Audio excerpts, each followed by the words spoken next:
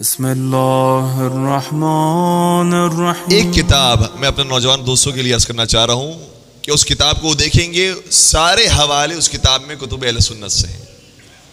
اردو زبان میں اس کا ترجمہ بھی ہو چکا ہے۔ اس کا نام ہے مہدی فی القرآن، قرآن کریم میں امام زمانہ کا ذکر۔ مہدی فی القرآن، مہدی کا ذکر قرآن کریم میں۔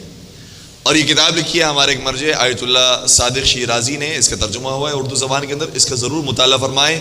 اور اس کتاب کے اندر قرآن مجید کی آیت لکھی ہے، اس کے ذیل میں جب تفسیر لکھی ہے تو سارے اہل سنت تفاسیر سے لکھا، ایک بھی اپنی کتاب کا حوالہ نہیں ہے۔ جو اس کی سب سے پہلی آیت ہے کہ جس میں ذکر ہو رہا ہے امام زمانہ کا، وہ آپ کی خدمت میں ہدیہ کر رہا ہوں۔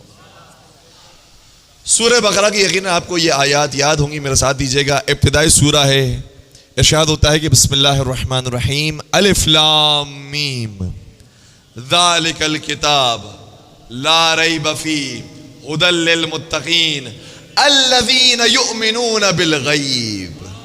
ہائے ہائے ہائے، یہ کتاب وہ ہے کہ جس میں کوئی شک و شبہ نہیں، یہ لا ریب کتاب ہے، اور یہ کتاب ہدایت ہے متقین کے لیے۔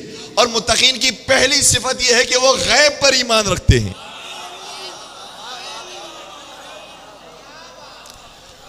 میں کہوں گا پروردگار یہ تو متقی ہو چکے ہیں، ان کی کچھ اور نشانیاں بیان کر۔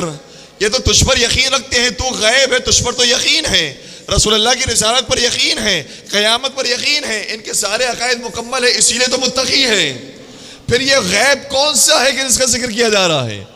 اپنی کتاب نہیں، ینابع المودہ، شیخ سلیمان قندوزی حنفی نقشبندی کی لکھی ہوئی کتاب۔ اس کی روایت یہ ہے کہ نبی اکرم نے شاہ فرمایا، یہاں غیب سے مراد غیبت امام زمانہ عجل اللہ تعالی فرمایا۔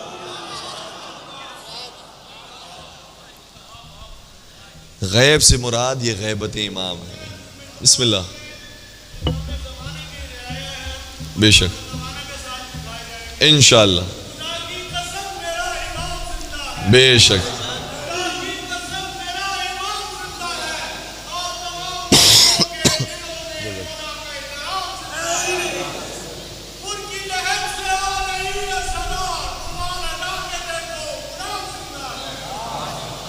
ماشاءاللہ، یا علی یا علی۔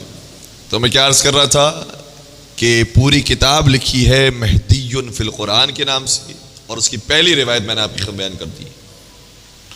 تو یہ کوئی ایسا ذکر نہیں ہے کہ جس کے اندر کوئی اختلاف کی بات ہو۔ اور جو لوگ یہ کہتے ہیں کہ آپ امام کہتے ہیں، میں ان کے لیے بھی ایک حدیث پیش کر دوں۔